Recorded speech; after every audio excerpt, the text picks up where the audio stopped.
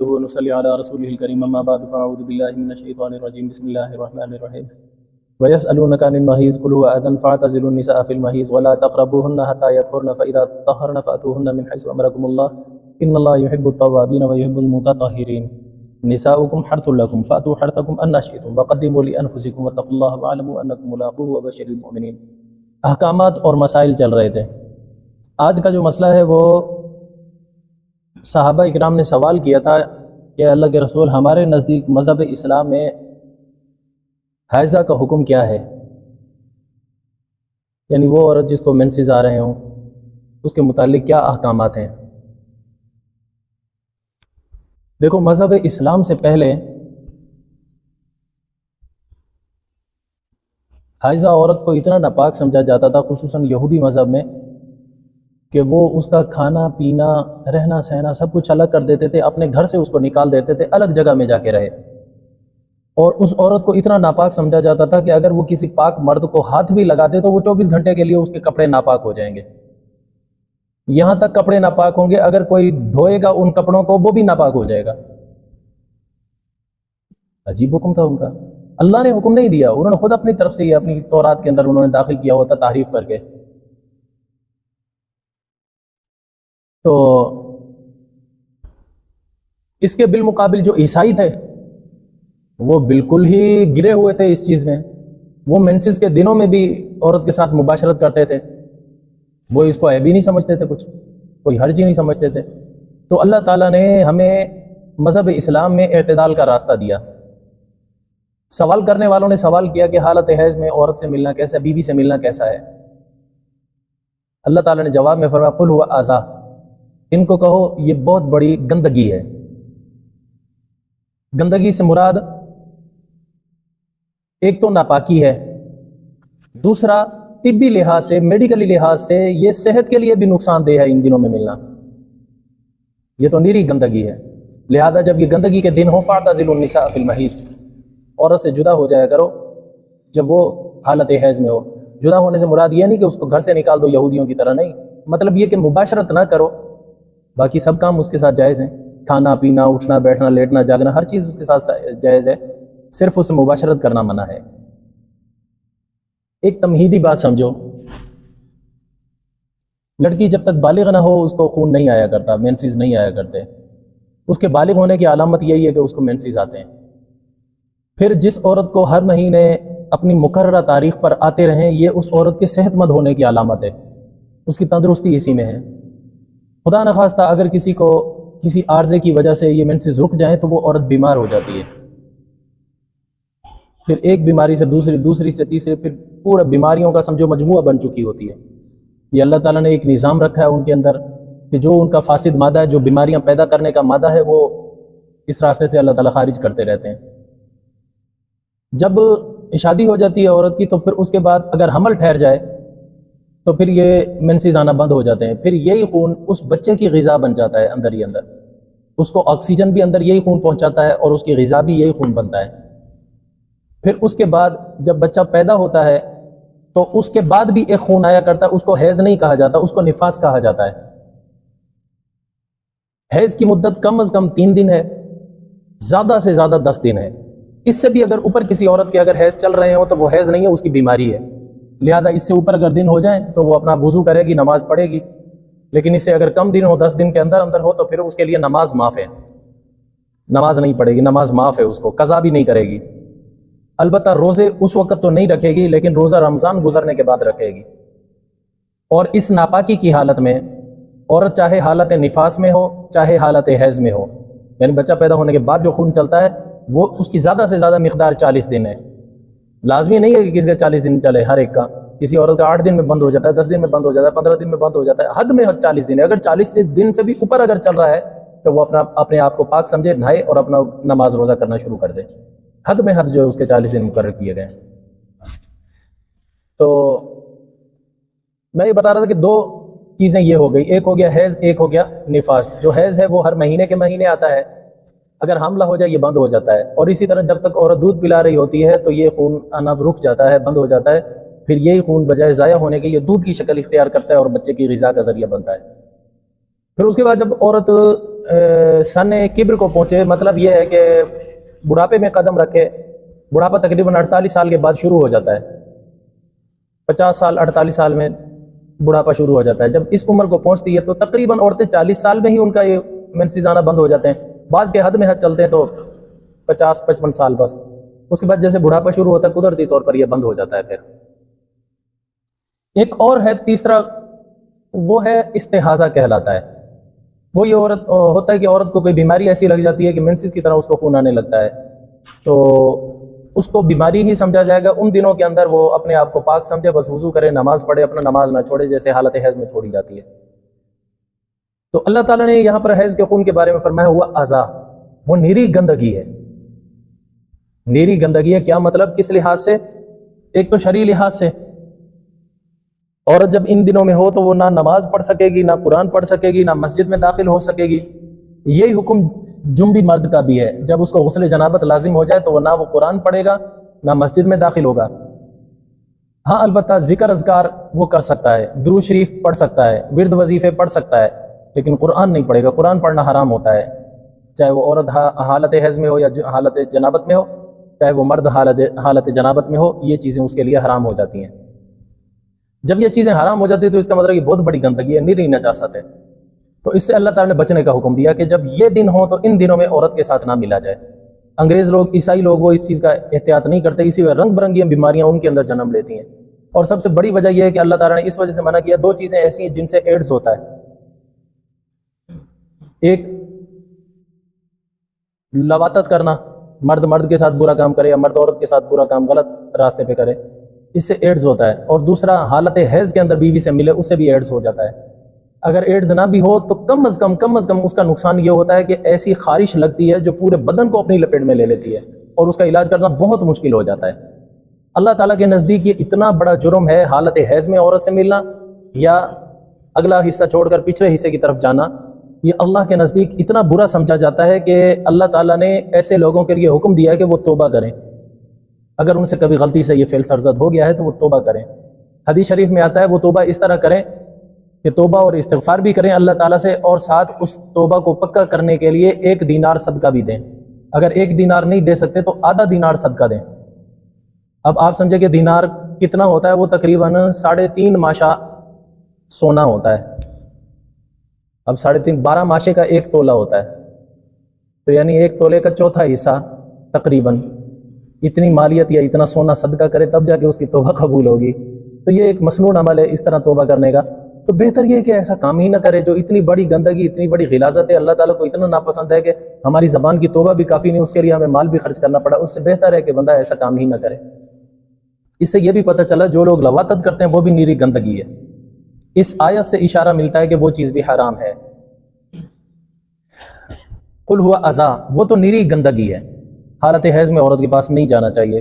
فاعتزلوا النساء فی المحیض، سو الگ رہا کرو عورتوں سے حالت حیض میں۔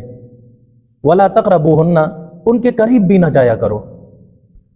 قریب جانے سے مطلب یہ کہ بستر پہ تو لیٹ سکتے ہیں، لیکن اس کے ساتھ جیسے بوس و کنار کرنا، مباشرت کرنا، یہ چیز اللہ تعالیٰ نے جائز نہیں رکھی ان دنوں کے اندر، کیونکہ بیمار ہونے کا بہت زیادہ خطرہ ہوتا ہے۔ وہ زہریلا خون ہوتا ہے جو نکلتا ہے، وہ زہر ہوتا ہے سمجھو، جو ہر مہینے کے مہینے اس کے بدن میں سے اللہ تعالیٰ خارج کرتے ہیں۔ اگر وہ نہ نکلے عورت کے لیے بیماریوں کا باعث بن جاتا ہے، وہ ایسا خطرناک زہر ہے۔ تو جب مرد کو لگے گا وہ زہر تو وہ اس کے لیے تو اور زیادہ خطرناک ہوگا۔ ولا تقربوہن، اس حالت میں عورتوں کے قریب بھی نہ جانا ہے، حتیٰ یطہرن، یہاں تک کہ وہ عورتیں پاک ہو جائیں۔ جب ان کے مینسز کے دن ختم ہو جائیں، پاکی کے دن آ جائیں، وہ غسل کر لیں، پھر اس کے بعد تم ان سے مل سکتے ہو۔ فَإِذَا تَطَهَّرْنَ، پس جب وہ خوب اچھی طرح پاک ہو جائیں، خوب اچھی طرح سے مراد یعنی غسل بھی کر لیں، تو فَأْتُوهُنَّ مِنْ حَيْثُ أَمَرَكُمُ اللَّهُ، پھر تم ان کے پاس آ سکتے ہو جیسے اللہ نے تمہارے لیے حکم دیا ہے، یعنی جیسے نکاح کے بعد یہ معاملہ حلال ہوتا ہے پھر تم آ سکتے ہو۔ ان اللہ یحب التوابین، بے شک اللہ تعالیٰ پسند کرتا ہے توبہ کرنے والوں کو، ویحب المتطہرین، اور اللہ تعالیٰ پسند کرتا ہے خوب اچھی طرح پاک رہنے والوں کو۔ یعنی توبہ کرنے والے، اگر کسی سے غلطی ہو گئی ہے تو وہ توبہ کرے، اللہ ان کی توبہ کو بھی پسند کرے گا۔ اور واللہ ویحب المتطہرین، متطہرین فرمایا، مطہرین نہیں فرمایا۔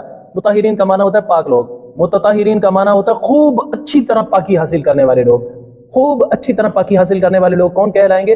جو نہ حالت حیض میں عورتوں کے پاس جاتے ہوں، نہ عورت کے پچھلے مقام کی طرف جاتے ہوں، نہ مرد کے پچھلے مقام کی طرف جاتے ہوں۔ یہ اللہ کے نزدیک سب سے بہتر لوگ ہیں۔ آگے اللہ تعالیٰ فرماتے ہیں نساؤکم حرث لکم، اے لوگو تمہاری بیویاں تو تمہاری کھیتی ہیں۔ اللہ تعالیٰ نے کھیتی کے ساتھ عورت کو تشبیہ دی ہے۔ کھیتی کا مقصد کیا ہوتا ہے؟ بندہ اس میں بیج ڈالتا ہے، محنت کرتا ہے، تو وہاں سے اس کے لیے فصل اگتی ہے جو اس کو نفع دینے کا باعث بنتی ہے۔ تو اللہ تعالیٰ نے گویا کہ عورت کو ایک کھیتی کے ساتھ تشبیہ دی کہ جب نکاح کرو تو اس نیت سے کرو کہ ہم یہاں سے فصل لیں گے، اولاد لیں گے۔ نیک صالح اولاد لوگوں کے مرنے والے کے لیے بہت بڑا ذخیرہ ہوتا ہے۔ حدیث شریف میں آتا ہے کہ بیوی کے پاس اس نیت سے جاؤ اللہ تعالیٰ اولاد دے گا، پھر وہ اولاد تمہارے مرنے کے بعد تمہارے لیے دعا کرنے والی ہو۔ اور کوئی نہیں یاد رکھا کرتا، اپنے سگے پھر بھی تھوڑا بہت یاد رکھ لیتے ہیں، چلو نہ بھی وہ سال میں ایک دفعہ چلے جاتے ہیں قبر پہ، پرائے تو وہ بھی نہیں آتے۔ تو اس وجہ اللہ تعالیٰ نے فرمایا نساؤکم حرث لکم، تمہارے بیویاں تمہاری کھیتیاں ہیں، تمہاری کھیتی ہیں، کھیتی اپنی ملکیت ہوتی ہے، لہذا فأتوا حرثکم انا شئتم، تم اپنی کھیتی کی طرف جیسے چاہے آ سکتے ہو۔ کھیتی کی طرف، کھیتی سے تشبیہ دے کر اللہ تعالیٰ ایک چیز سے منع بھی کرتا ہے، ایک چیز کا حکم دیتا ہے کہ عورت کو اگلے راستے کی طرف آؤ، پچھلے راستے کی طرف مت جانا۔ شیعوں کے اندر یہ حلال ہے، شیعہ کہتے ہیں کہ اگر وہ عورت حالت مینسز میں ہے تو پچھلے مقام سے بھی نفع لے سکتے ہیں کیونکہ وہ ہمارے نکاح میں ہماری ملکیت ہے۔ اللہ تعالیٰ اس چیز سے منع کرتا ہے، اللہ کہتا ہے وہ تمہاری کھیتی ہے، تمہاری ملکیت نہیں ہے، تمہاری کھیتی بتایا۔ کھیتی کیا ہوتی ہے؟ کہ جس جگہ بیج ڈالا جائے اگے، جو پچھلا مقام ہے اس میں بیج تو ڈالے گا لیکن اگے گا نہیں، لہذا وہ کھیتی نہیں ہے۔ جو کھیتی ہے اس کی طرف آؤ، فأتوا حرثکم انا شئتم، وہ تمہاری مرضی ہے، جس طریقے سے بھی آؤ، بیٹھ کر، اٹھ کر، لیٹ کر، جیسے بھی ہو، لیکن آنا تم نے اپنی کھیتی پر ہے، جہاں پر بیج ڈالو گے تو اگے گا۔ فأتوا حرثکم انا شئتم وقدموا لانفسکم، اور اپنے آپ کے لیے کچھ ذخیرہ آگے بھیجنے کی نیت کرو۔ مطلب کیا ہے؟ نیک صالح اولاد لینے کی نیت سے بیویوں سے ملا کرو، تاکہ اس کے بدلے میں ہمیں نیک صالح اولاد ملے جو ہمارے لیے آگے چل کے ہمارے لیے مرنے کے بعد ذخیرہ بن جائے۔ واتقوا اللہ، اللہ سے ڈرتے رہو، واعلموا انکم ملاقوہ، اے لوگو یاد رکھنا، خوب اچھی طرح جان لو کہ تم نے اللہ سے ملاقات کرنی ہے، اس وجہ سے اسے ڈرتے رہو۔ وبشر المؤمنین، اے نبی صلی اللہ علیہ وسلم آپ ایمان والوں کو خوشخبری دے دیجئے کہ جو ان احکامات پر عمل کریں گے، اللہ کے احکامات کی خلاف ورزی نہیں کریں گے، اللہ تعالیٰ نے ان کے لیے بہت بڑے انعامات تیار کر رکھے ہیں۔ یہ اللہ تعالیٰ نے اس وجہ سے فرمایا کہ کیونکہ وہ تنہائی کا معاملہ ہوتا ہے، بندہ لوگوں کے سامنے تو صوفی بن جاتا ہے لیکن تنہائی کے اندر وہ سمجھ رہا ہوتا ہے اب کوئی بھی نہیں دیکھ رہا، اب میں جو چاہے کر لوں۔ اس وجہ سے اللہ تعالیٰ نے یہاں پر یہ لفظ فرمایا واتقوا اللہ واعلموا، اللہ سے ڈرو، خوب اچھی طرح جان لو، انکم ملاقوہ، تم نے اللہ سے ملاقات کرنی ہے۔ اللہ تعالیٰ کے علم میں ہوگا تو کیا کر کے آیا کیا نہیں، یہاں تو حاجی بھی ہے، نمازی بھی ہے، پرہیزگار بھی ہے، سب کچھ کہلا رہا ہے۔ اس وجہ سے خلوت جلوت اللہ کی نظر میں ایک جیسی ہونی چاہیے۔ تو وہ کب ہوگی؟ جب اللہ کے احکامات پر عمل کریں گے۔ آگے ایک اور حکم اللہ تعالیٰ دیتے ہیں وَلَا تَجْعَلُوا اللَّهَ عُرْضَةً لِأَيْمَانِكُمْ أَن تَبَرُّوا وَتَتَّقُوا وَتُصْلِحُوا بَيْنَ النَّاسِ وَاللَّهُ سَمِيعٌ عَلِيمٌ۔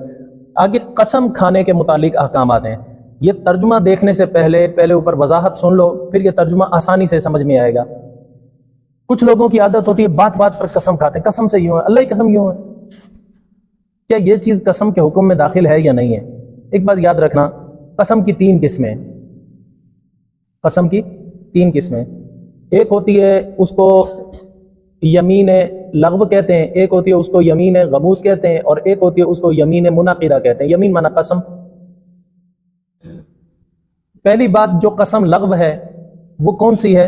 وہ قسم ہے جو ہم بات بات پر بلا وجہ بغیر ارادے کے ہمارے منہ سے نکل جاتی ہے۔ جب بات کو، اپنی بات کو پکا کرنے کے لیے ہم ویسے ہی کہتے ہیں اللہ کی قسم کیوں ہے، ارے یار قسم سے میں نہیں کچھ بھی کہوں گا، تو دے تو صحیح یہ چیز نہیں دے، کہہ دیتے ہیں نا، بات بات میں ہمارے منہ سے قسم نکل جاتی ہے۔ یہ قسم لغو کہلاتی ہے، اس کے اوپر کوئی مواخذہ بھی نہیں ہے، اگر یہ ٹوٹ جائے تو اس کا کوئی کفارہ بھی نہیں ہے، سمجھے؟ یہ عادتاً فطرتاً اس طرح ہو جاتا ہے، لیکن اللہ تعالیٰ اس چیز سے منع کرتا ہے کہ اللہ کے نام کی حرمت کو اس طرح پامال مت کیا کرو، ٹھیک ہے؟ دوسری قسم ہے یمین غموس۔ وہ کیا ہوتی ہے یمین غموس؟ یمین غموس یہ کہلاتی ہے، یعنی غموس قسم، اس قسم کو کہتے ہیں جو گزشتہ زمانے پر کسی بات پر کھائی جائے کہ فلاں واقعہ یوں ہوا تھا، قسم بھی کھا لی، اللہ کی قسم یوں ہی ہوا تھا، لیکن جب تحقیق کی تو پتہ چلا وہ اس طرح نہیں تھا، تو غلط نکلا۔ تو اب اس قسم کا کفارہ کیا ہے؟ اس قسم پر مواخذہ ہے اللہ کے نزدیک، لیکن اس کا کفارہ وغیرہ نہیں ہے، اس کا تاوان نہیں ادا کیا جائے گا، لیکن اللہ کے ہاں اس قسم پر پکڑ ہے۔ کھائے تو بندہ سچی قسم کھائے، نہیں کھائے تو جھوٹی کیوں جان بوجھ کر کھا رہا ہے؟ سمجھے نا, اور یہ دل کے ارادے سے ہوتی ہے. میں مثال کے طور پر سمجھانے کے لیے کہتا ہوں, مثال کے طور پر کوئی شخص یوں کہہ دے یار کل عرفان نہیں آیا تھا, قسم سے نہیں آیا تھا, اللہ کی قسم نہیں آیا تھا, وغیرہ وغیرہ ایسے لفظ کہہ دیتا ہے. جب تحقیق کی تو پتہ چلا کہ عرفان تو یہاں موجود تھا. اب یہ قسم کھانے والا اللہ کے نزدیک مجرم ہے, اللہ کے نزدیک گناہ گار ہے, اس کو توبہ اور استغفار کرنی چاہیے, لیکن یہ کہ اس کا کوئی تاوان نہیں ہے. اس کو کہتے ہیں قسم غموس, یعنی یمین غموس. اچھا, تیسری قسم وہ کہلاتی ہے یمین منعقدہ. وہ قسم ہوتی ہے کہ کسی کام کے کرنے یا نہ کرنے پر آئندہ زمانے کے لیے قسم کھائی جائے. یعنی اللہ کی قسم میں فلاں کام نہیں کروں گا, اللہ کی قسم میں فلاں کام کر لوں گا, سمجھے نا, پھر بعد میں اس کا الٹ ہو گیا, قسم ٹوٹ گئی. اب جب قسم ٹوٹ گئی تو اس کا پھر کفارہ بھی ہے, اس کا مواخذہ بھی ہے قیامت کے دن. کفارہ اس کا کیا ہے؟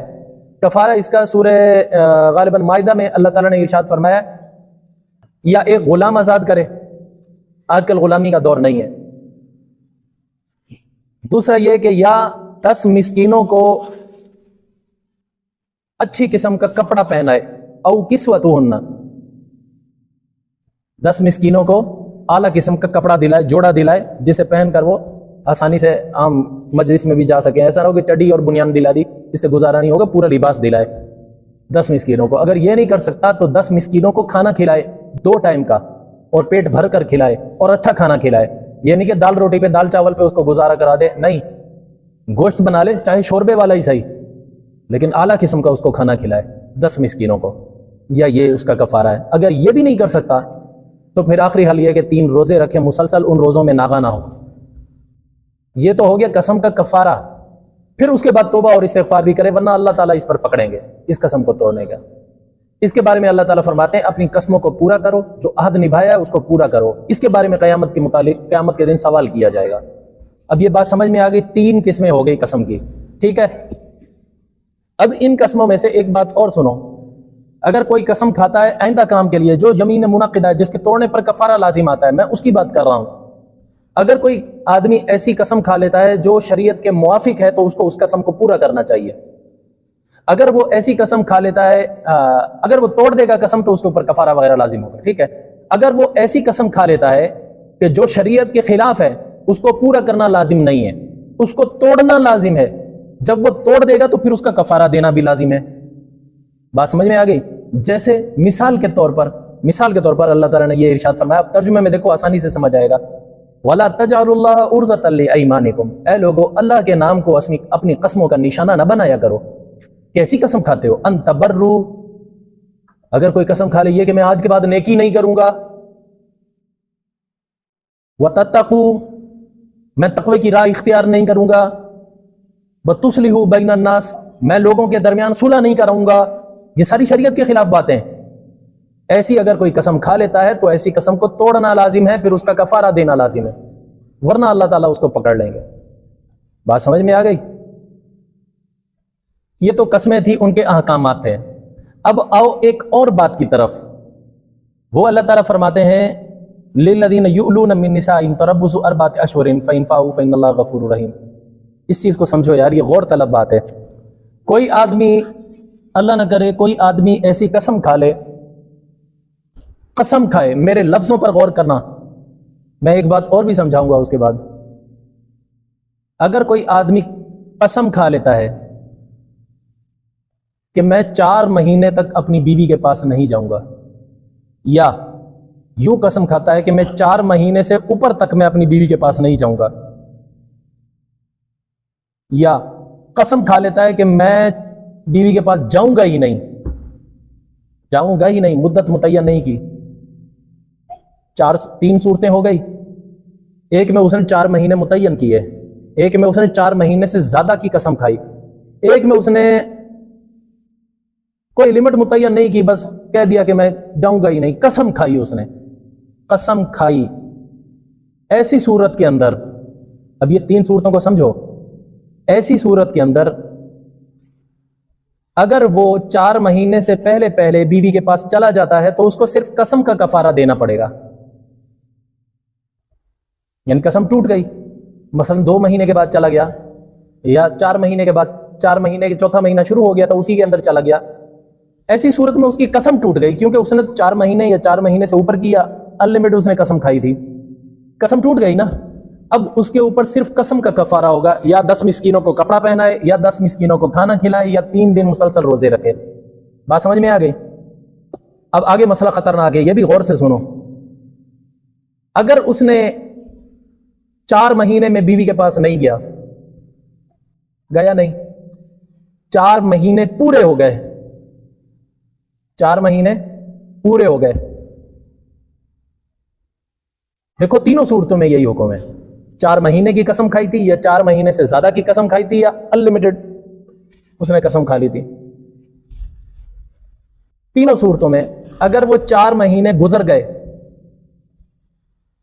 4 مہینے گزر گئے، یہ نہیں گیا بیوی کے پاس، تو اب اگر یہ جانا چاہے گا بیوی کے پاس تو نہیں جا سکتا، کیونکہ اب 4 مہینے گزرنے کے بعد بیوی کو ایک طلاق بائنہ واقع ہو گئی ہے.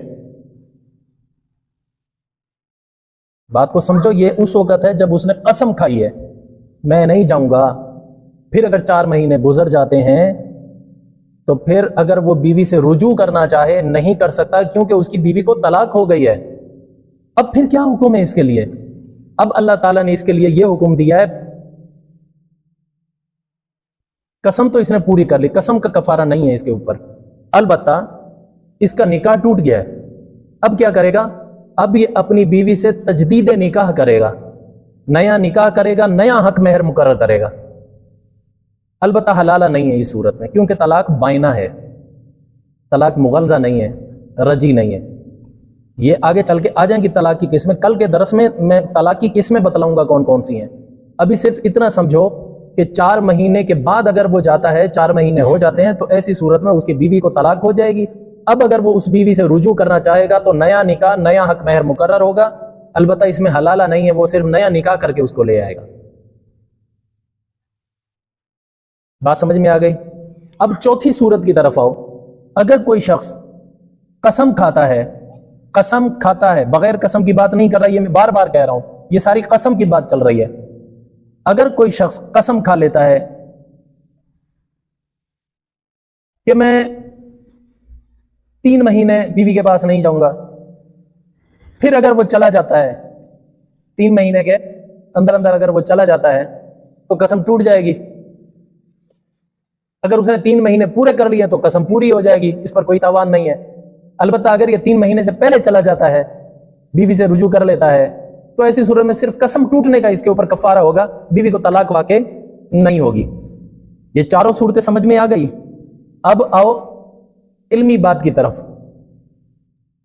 اوپر میرے پاس یہ تفسیر رکھی ہے، اس کا نام ہے تفہیم القرآن. یہ کالے رنگ کی جلد جو ہے لین سے پورا سیٹ رکھا ہوا ہے، اس کو کہتے ہیں تفہیم القرآن، اس کا نام ہے. عام جام جو میڈیا پر جو درس قرآن چل رہے ہوتے ہیں وہ اسی تفسیر کے چل رہے ہوتے ہیں.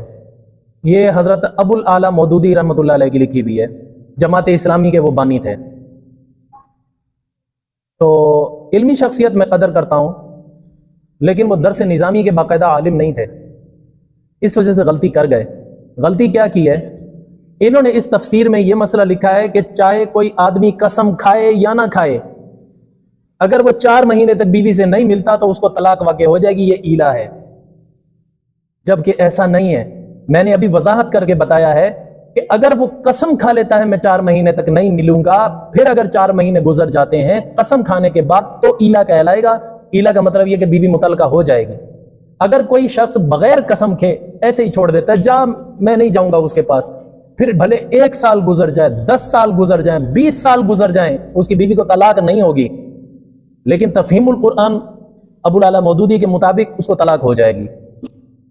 یہ فرق ہے عالم اور غیر عالم کا. یہ میں فرق اس وجہ سے بتلا رہا ہوں، مسئلہ در حقیقت فقہ حنفی کا یوں ہے، ان کو سمجھنے میں غلطی لگی ہے، اس وجہ سے انہوں نے غلط مسئلہ لکھ دیا ہے، تاکہ اس کی بنا پر پتہ نہیں کتنے لوگوں کے گھر خراب ہو رہے ہوں گے.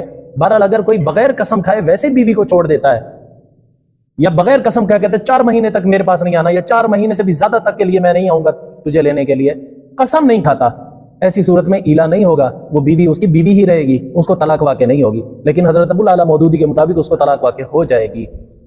یہ انہوں نے غلطی کی ہے، میں اس طرف سے توجہ دلانا چاہتا تھا. اب ترجمہ دیکھو، ترجمہ آسانی سے سمجھ میں آئے گا، جہاں تک میں نے یہ وضاحت کر دی ہے. وَلَا تَجْعَلُوا اللَّهَ عُرْضَةً لِأَيْمَانِكُمْ، اے لوگو نہ بناؤ اللہ کے نام کو نشانہ اپنی قسموں کا، ان تبرو یہ کہ تم قسم کھا بیٹھو میں کوئی نیکی کا کام نہیں کروں گا، وتتقو تقوی کی راہ اختیار نہیں کروں گا، وتصلحوا بین الناس یہ کہ تم لوگوں کے درمیان صلح کا کام نہیں کرو گے، اس طرح کی اگر کوئی قسمیں کھا بیٹھتا ہے تو یہ سمجھو کہ اللہ کے نام کو غلط استعمال کر رہے ہیں۔ واللہ سمیع علیم، اللہ تعالیٰ خوب سننے والا بھی ہے جاننے والا بھی ہے۔ لا یؤاخذکم اللہ باللغو فی ایمانکم، تمہاری قسموں میں سے جو لغو قسم ہے اس پر اللہ تعالیٰ کوئی مواخذہ نہیں کرے گا۔ جو میں نے پہلی قسم بتائی تھی قسم کی، یہ ایسے ہی محاورتاً ہم کہہ دیتے ہیں قسم سے یوں ہے، قسم سے یوں ہے، یہ قسم کھانی نہیں چاہیے، لیکن جو بغیر ارادے کے اس طرح کے لفظ نکل جاتے ہیں وہ لغو ہیں، اللہ تعالیٰ اس پر مواخذہ نہیں کرے گا، لیکن اس طرح کرنا نہیں چاہیے۔